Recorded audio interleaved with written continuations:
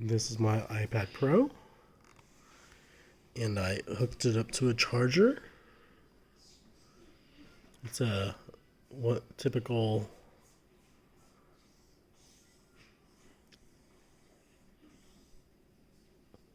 power bank charger. It's 20,000 milliamp hours, so this hit about 60%.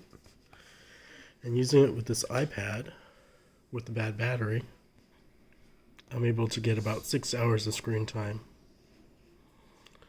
So this is just with the power bank running. So I think I can get a smaller power bank, maybe a 10,000 milliamp hour one, but it's cheap now.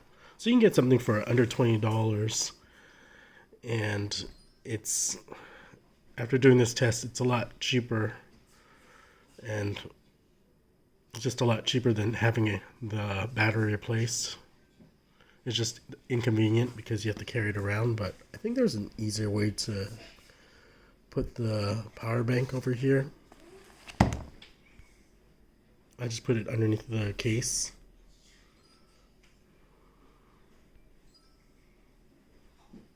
But there's probably an easier way to do it, a better way. And originally with the bad battery, I was just getting 4 hours of screen time.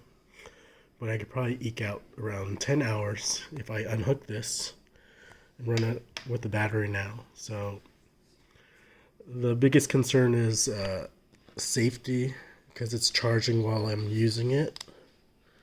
But since it's at 100%, since it's already at 100% and it's just charging a little bit to maintain the 100%,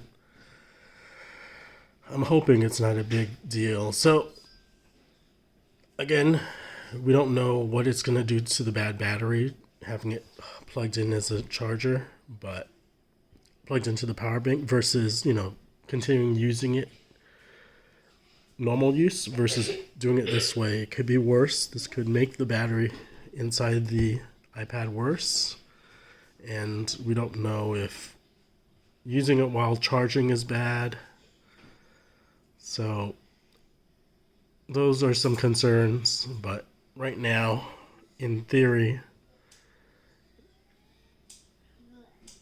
this works out okay in terms of price. Just looking at price alone, had I replaced the battery, internal battery, it would have probably cost me $100, but now I don't have to open anything up. I'm just hooking up the power bank and running it when it's at 100%. And it doesn't get too hot versus charging it from zero. So we'll see.